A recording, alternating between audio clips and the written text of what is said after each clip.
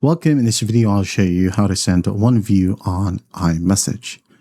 All right, so first up, I would like for you to know that Apple does not have a native View Once media feature, just like WhatsApp or Snapchat, okay? However, you can use built-in iMessage workarounds to send content that hides or expires automatically. So the first method that we have here is by using the invisible ink. So go ahead and open up the chat. For example, this one right here. And let's say you have a message, maybe hi.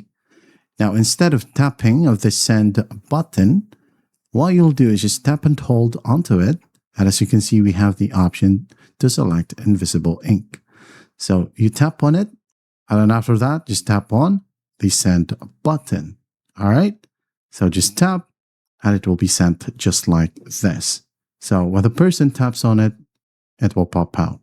Now, the second option is a self-destructing voice notes. So you're going to want to tap on the plus sign, tap on audio right here, and then it will record. All right. So what you'll do next is just go ahead and tap on the stop icon.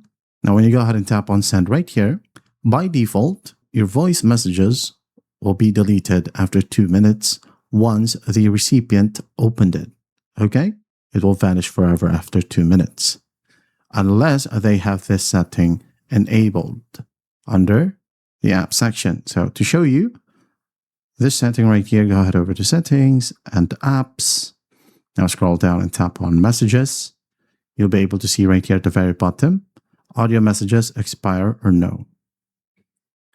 All right. So if they have this set to never, well, unfortunately, it won't work.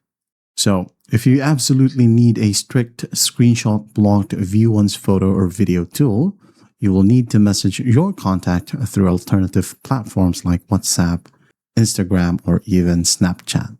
And that is how you send one view on iMessage. I hope this video helps, and I'll see you in the next one.